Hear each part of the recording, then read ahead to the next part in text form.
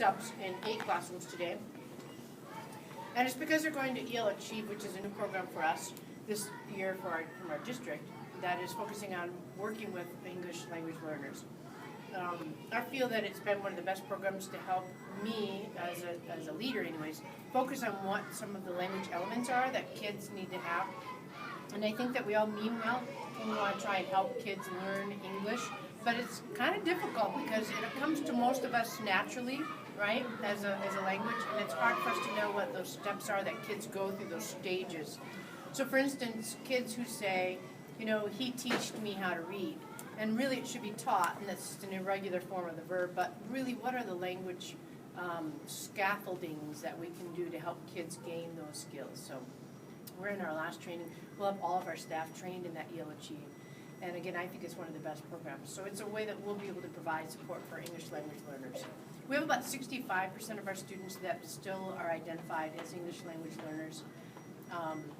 We have, of course, more at the lower grade, and as they get older, they gain more skills in their English language, both reading, writing, listening, and speaking.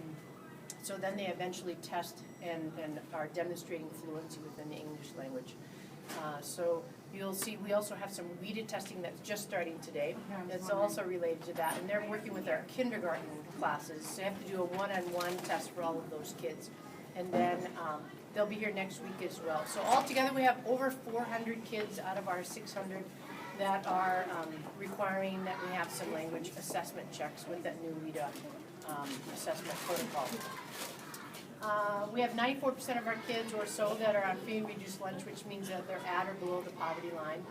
We have about 85% of our kids are kids of color, kids from minority backgrounds. We have a lot of refugee students.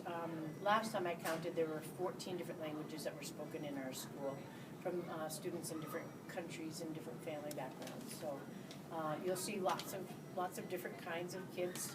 Sometimes it's a surprise for people who are coming to Utah and they come to Salt Lake and they really are not, you know, it's kind of such a surprise that there would be so many wonderful different kinds of kids that we have. So it's a great school, great staff. We've got a lot of people who are really committed. We're just finishing up with our school improvement grant, which required us to extend our school day. And we also just really had some focus on changing curriculum and how we're providing support for students. And Joan was actually a really big piece of that, being with us for the last 3 years prior to this year and making it so that we are where we are. So I appreciate all the support that the teachers have given. I kind of am, I'm more just a person who's kind of trying to make sure that there's nothing in the road to get in the way